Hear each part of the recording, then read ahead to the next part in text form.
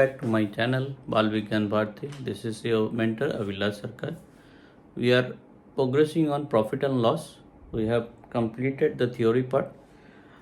Few more terms related to the financial transaction where the profit and loss is being involved.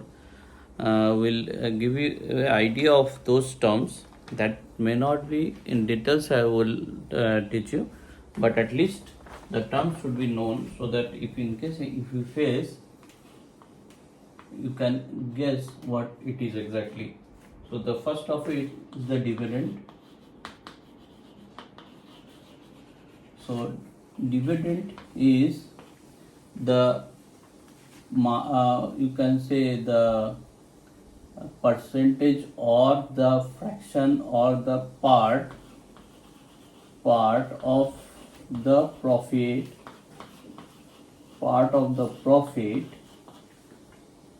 given to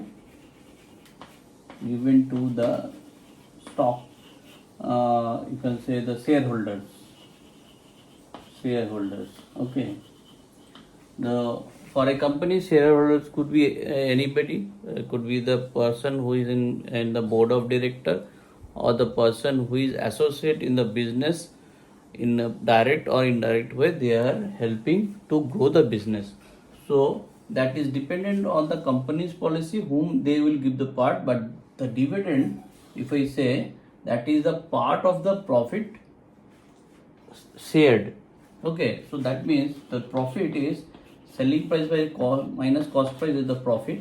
Out of it, some percentage or some percentage or part is being distributed to somebody. So then after the effective profit will be the something less delta P, which delta P is given as a dividend. So dividend is something is a part of the profit. Okay, the next term that is useful to know, that is revenue. So revenue is what it is. Simply if I write the expression, you will able to know in the quantity sold. Okay, so this is the selling price into the quantity sold. This will give you the revenue. That means the complete transaction after selling product.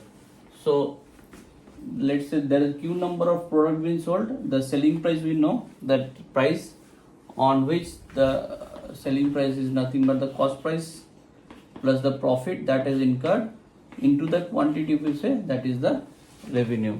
Okay, and the next term, these terms I am not going to correlate with the other terms of the transaction, but these are very much essential to know. There may be so many terms, but I am not going to that extent, because these are the terms normally you can come across in your standard also. The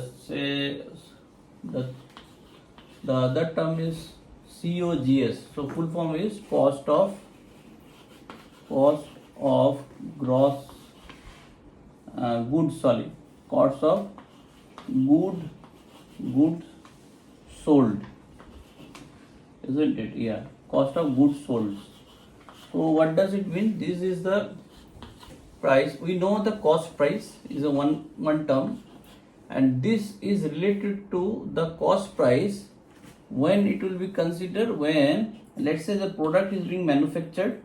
So this has already have some manufacturing cost, which will include all the cost prior to this product is came out from the factory as a finished product. Okay, as finished product. So up to that whatever cost is cost of production. That means cost price. But then after, from the cost of production to the sell, in that path, in that process, there may be so many price may involve, that may vary time to time. That means, for example, if I say that the product is finished product is come out of the factory, then it is selling. In between, there may be so many things. I am saying the timeline. Let's say I have produced it on the day D1, okay, and it has been sold on some day D3. The distance between this is D1 minus D3. This number of days will vary that cost due to the delay. That means I am saying if it is made on D1 and if it is sold on some second day, instead it is being sold on day 3, so the cost of the means that cost price ultimately before it being sold will vary due to this delay. This is one of the parameter or the criteria that may affect that cost price may go high. So until it is being sold, before that apart from the cost price, the the final cost before selling is the cost of goods. That is always higher than cost price or same. It could be the cost price itself, the manufacturing cost, till it is being came out from the factory as a finished product. Before it being sold, the cost involved in that is called the cost of goods sold. Okay, there may be so many parameters that may affect the cost of goods. So I will not, as I am saying, every time I am not going too far on that every term, but the term should be known to you. The fourth one, gross profit. Gross profit. Okay, this is simply revenue minus cost price. Okay, so how this is gross price? That means if a quantity selling price into the quantity minus the cost price, if I do quantity into cost price, if I do, that will give you the gross profit. Okay, so let's say I am selling at 150 rupees. I am talking about one single product being sold at 150. The cost price is, let's say, 100. So my gross profit is 50. So there I will not look into any other circumstances or any other variables that will affect this price further. So there is another term associated with the gross profit. It will come in the net profit. That means after so much variable circumstances, what are the final profit? Final profit, I will somebody will get as pure profit. So this net profit is the pure profit. So how it is being deviated from the gross profit? Simply if I say the net profit is the gross profit minus the expenses. So you may say that gross profit already consider the expenses. That means the cost of production or the cost price. So how then further expenses is coming? Yes. The cost price is dependent on the finished product. It is dependent on the finished product. Until it is being came out as a finished product, whatever be the cost is there, it is the finished product. But then after, whatever the gross price we have, gross profit we have gained, then after at least we have to give the salary to all who are the part of this manufacturing process, because before them that is not considered as a salary, because salary, when you will get profit, that is gross profit, then after will salary, transportation, tax, and so on, so many parameters, which is called as a operating cost plus tax and the interest. So many things may added up. Why interest will come? The business may run by taking loan from the other agencies or organizations. They need to be given the premier for the loan that is being taken from the organizations. So that being added, that is being deducted from the gross profit. So many parameters are there, which when it deducted from the gross profit, I will get the net profit. So net profit is nothing but the gross profit minus the expenses. So this could be anything less than the gross profit. Okay, so that must be anything less than the gross profit. That cannot be equal to gross profit any time. Okay. So the next term will be expenses. Expenses I have already explained during the explanation of this net profit, because expenses comes after the gross profit. The overhead cost you can say, that will be added to the cost price. That is the expenses. 5 is sales tax. So this is the tax being paid to the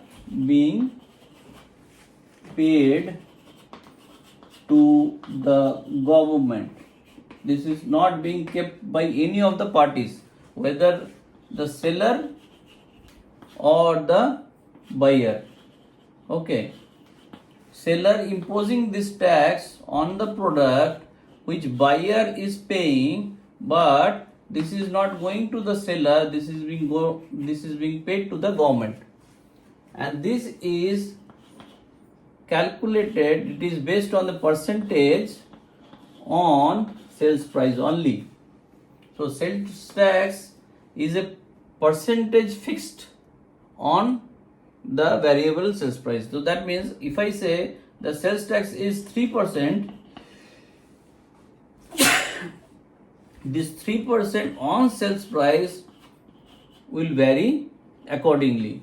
So I'm mean to say, if a identical product paid on sales price SP1, and if I impose 3%, the percentage of sales tax come out for this case may vary for the same product if it is being sold in some other sales price.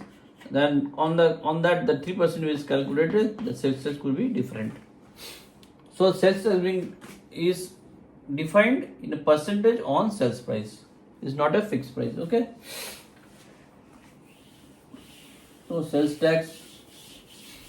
Then one more tax is come. This is very much known to everybody. 6 is VAT. What is that? That is value added tax. How it is different from the sales tax? Sales tax is given to the final product on its selling price, but the VAT means I'm talking about the final product, means the finished products. Okay, whereas the VAT is being given from the start of the raw material, and number of times it has been transferred to other hand, means raw materials being it is the seller one who is selling to S2, he is giving us some shape to this, giving to seller, means this case it will be buyer, then for next case it will be seller 2, buyer 1, then seller 2 will become in this case this will be buyer 2 and this will be seller 3, and this process, in each case the VAT will be imposed. VAT will come there for every transaction in between seller and buyer. So this is called the VAT. Okay, these are some percentage, and that also depends on the sell price between the intermediate transaction. Okay, so that way the VAT is differs from sales tax. Next is your mark up price. Yesterday during discussion I told you that this is cost price, this is market price, and in between that the variable is the profit plus the discount. As I said, if in between there is no particular sell price is there, then the total thing, this thing is called the markup price. Markup price. So how it is being defined? Markup price is the marked price minus the cost price. Okay. Now, how percentage of markup is being calculated? Markup is being calculated basis on markup price minus CP. That yesterday I described it as a total discount. If the profit also being considered in the part of the discount, and the seller is deciding such a way that he will be happy selling till cost price, not losing anything, is a no gain, means no profit no gain case, no profit no gain, no loss, sorry, no profit no loss condition. If he can sacrifice himself till then, so the markup price is given by the market price minus CP by MP. Now this also can be defined as, if in case he gives this much only the discount, not the total one, so for him the markup price will be the selling price minus cost price, because this will be the particular price at which he is selling. If MP is equal to the selling price, that means he is not giving any discount, he is selling at this point, so for him the markup price is MP minus CP. Okay, and your markup percentage is MP minus CP by MP. But if MP not equal to SP, then that case it will be the this formula, SP minus CP, that means by SP, that means after the discount whatever the price, from there we will consider the markup price. Understood? So markup price definite, as per definition you can say the price added to cost price to get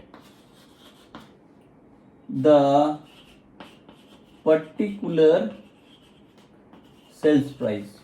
So I add something on the cost price to get the particular sales price, that is the markup price. And if I now just remember this part where the markup price is the cost market price minus cost price, or other way, if market price is not as same as the sales price, then markup price is sales price minus SP. This resembles with what? The profit, isn't it? So if I define the margin, the eighth one is margin or the profit. If I define, this is just similar to the markup price. When we will consider in rupees, transaction in rupees on INR, markup price is nothing but the SP minus CP.